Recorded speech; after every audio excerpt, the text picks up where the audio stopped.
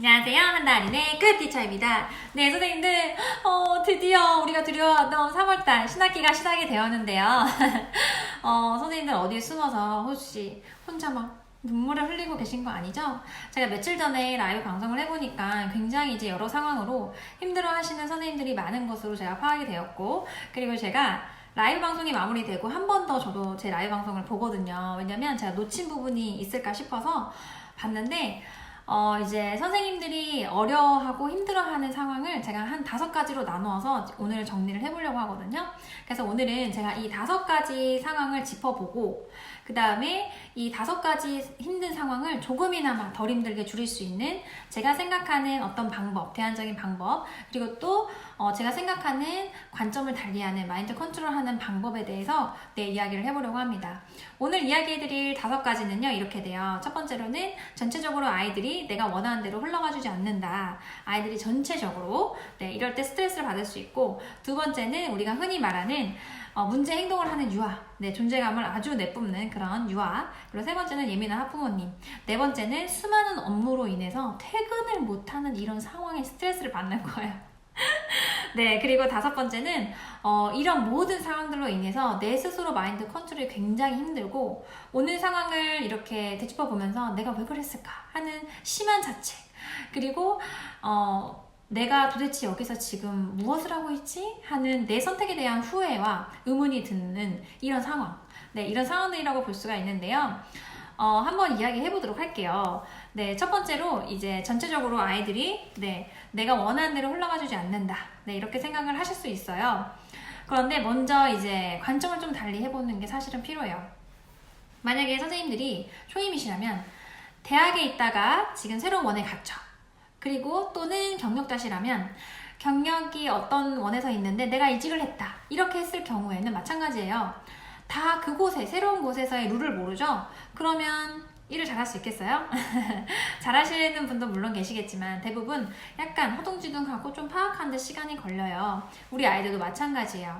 아이들도 원래 기존에 다녔던 아이들이라 하더라도 다른 반에 있다가 오면 다른 반에서 우리 반의 룰은 다르기 때문에, 그리고 다른 원에 있다 오면 더 룰이 다를 거예요. 스타일이 다르기 때문에 선생님들마다. 그래서 그 룰을 파악하는 지금 시기라고 볼 수 있어요. 아직 애들이 룰을 몰라요. 그렇기 때문에 당연히 어떻게 해야 될지 몰라서 어수선하고 어버버버버버 하는 거는 당연한 일일 수가 있거든요. 네, 그래서 그런 게 있고요. 그러면 이렇게 얘기하시는 선생님들 계실 거예요. 선생님, 근데 얘는 기본 생활 습관도 너무 못해요. 맞아요. 기본 생활 습관 일단 어느 정도 잡혀야 되는데 안 잡히고 온 아이들을 보면 사실은 너무 힘들고 이거 기본 생활 습관 안 잡혔지? 하는 생각이 당연히 저도 들어요. 하지만 그런 생각을 계속 한다고 해서 나아지는 건 하나도 없거든요, 사실. 그리고 그 아이는 아직 우리가 사는 이 사회의 룰을 모르는 아이라고 보면 돼요. 우리가 기본 생활 습관이 법으로 정해진 건 아니지만 모두가 알아야 될 어떤 룰이잖아요, 우리가 정한. 네, 그래서 그 아이는 아직 그거를 배우지 못했고, 아직 익숙해지지 못한 아이예요. 그러면 우리가 어떻게 해야 되죠? 당연히 그걸 할 수 있도록 도와줘야 돼요. 이렇게 마음을 달리 먹으면 선생님이 그 아이한테 기본 생활 습관을 계속 지속적으로 이야기하더라도 조금은 덜 스트레스 받을 거라고 생각해요. 그래서 마음가짐을 조금 다르게 먹으라는 거, 그 아이의 상황과 입장을 조금 이해해 주시라는 거, 그게 제가 이야기해 드리고 싶은 사항이고요. 그 다음에는 제가 방법적인 측면을 조금 얘기를 해볼 텐데요. 지금 3월 달에는 원마다 놀이중심이라서 당연히 주안 나가는 게 다를 거로 생각되지만, 어떤 원은 놀이중심을 존중하지만 3월 달에는 교사 계획으로 느슨하게 진행을 하겠다, 이런 원이 있고, 그게 저희 원이에요. 그러면서 아이들 놀이는 존중하고 지원할 건 또 따로 지원을 해요, 저희 원 같은 경우에는. 그러고 어떤 원 같은 경우는 아니야, 놀이 중심이니까 당연히 아이들이 처음부터 아이들에 의한 확장이 일어나야 되고 아이들에 의한 놀이로 다 일어나야 돼, 이렇게 해서 사후 주안이 나가는 그런 원이 있어요. 그런데 이 경우에는 두 번째 경우에는 사실 조금 위험하거든요. 제가 지금 해본 결과. 왜냐하면 우리가 3월 달에 가장 중요하게 생각해야 될 부분은 바로 아이들의 적응이에요. 부모님도 이 아이가 3월 달에 가서 놀이를 제대로 하고 놀이를 확장하고 이런 거를 더 중요하게 생각하실 것 같으세요? 아니에요. 그건 그 다음이죠. 아이가 원을 좋아서 일단 가야 되고, 그리고 아이가 원에 가는 거를 불편해하지 않고, 그리고 선생님이나 원에 대해서 애정을 가지고, 그리고 아이가 안전하게 잘 지내고 잘 먹고 오는 거, 이게 첫 번째예요. 그 다음에 교육이나 놀이가 잘 돼서 그런 확장된 게 보인다면 부모님은 당연히 좋아하시죠. 그건 두 번째라고요. 첫 번째가 안 되고 두 번째가 된들 누가 좋아하겠어요? 그래서 우리는 첫 번째에 중점을 맞춰야 되는데, 제가 생각했을 때 3월달은 진짜 중요한 시기예요. 그래서 저도 긴장을 굉장히 많이 하거든요. 사실 경력이 있지만. 왜냐면 3월달에 아이들은 저에 대한 느낌을 다 가져가요. 아, 선생님은 이런 사람이구나 라는 거. 그리고 친구들은 이런 친구들이고 이 원은 이런 원이다라는 걸 애들이 다 체감해요. 3월달 한 달 동안. 그런데 내가 만약에 빨리 사후 주한 나가돼서 놀이를 빨리 확장해야 돼. 어떤 놀이 확장해볼까?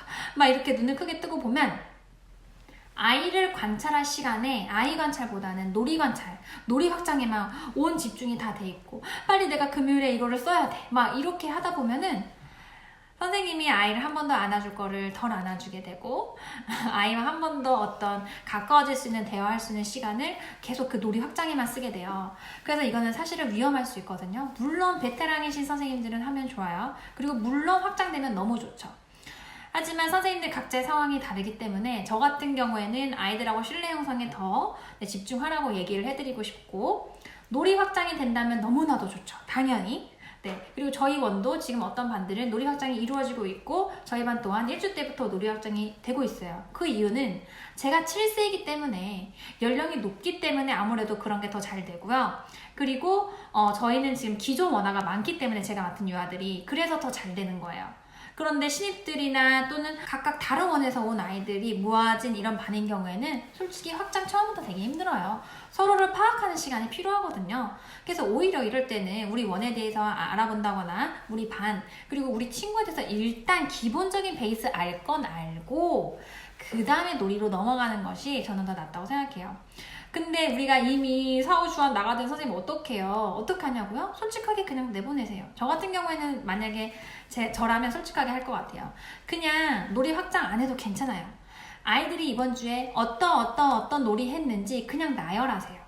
그냥 나열해서 얘기하고, 만약에 어떤 불편사항이 나와서 그거에 대해서 우리가 약속을 정했죠. 그러면 그 상황을 서술하는 게 더 나아요.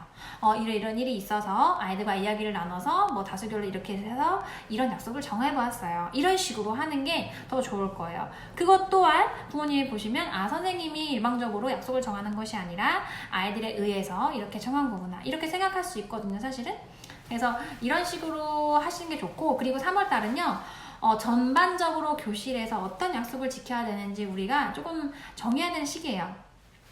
제가 누누이 아주 여러 차례 이야기를 드렸지만, 약속 시간 이렇게 정해서 하는 거 정말 비추천하거든요, 사실은. 그리고 그렇게 애들이 앉아있기도 싫은데 앉혀가지고 약속을 정하면 그 약속 애들 기억하겠냐고요? 기억 못해요. 아주 지루해하고, 그리고 안 돼요 하는 약속만 많이 나올 거예요. 왜냐면 본인들이 상황에 닥쳐보지도 않고 그냥 약속을 생각해서 정해야 되기 때문에. 그냥 그런 게 아니라, 어떤 사건이 일어나죠. 불편하다고 누가 말했어요. 불편한 상황이 목격됐어요. 그러면 그거를 교사가 어떤 모였을 시간에 얘기를 하는 거예요. 이런 일이 일어나서, 또는 사진 찍어서 이 모습 좀 봐 얘들아. 어떻게 하면 좋을까? 그래서 딱 그거에 대한 약속 딱 하나만 정하는 거예요. 그 다음에 또 이렇게 막 지내다가 불편한 상황 또 생기면 그 상황에 대해서 또 얘기하고 또 약속을 정하는 거예요. 저희 반 같은 경우에는 어떤 약속을 정했고, 이렇게까지 했어요. 어떤 약속을 정했죠. 그러면 그 약속 정할 때도 애들이 의견 내서 정했고, 그 다음에 그 약속을 지키지 않을 때는 또 어떻게 할지도 그 방법 또한 정했어요. 그러면 내용이 지금 2차적으로 들어가기 때문에 좀 복잡하죠. 그런데 애들이 잊어버리지 않아요. 왜냐면 본인들이 어떤 과정을 통해서 어떤 불편을 겪어서 그 약속을 정했잖아요. 절대 잊어버리지 않고 아주 잘 지켜요. 그렇기 때문에 이 방법을 아주 강력 추천드리겠습니다.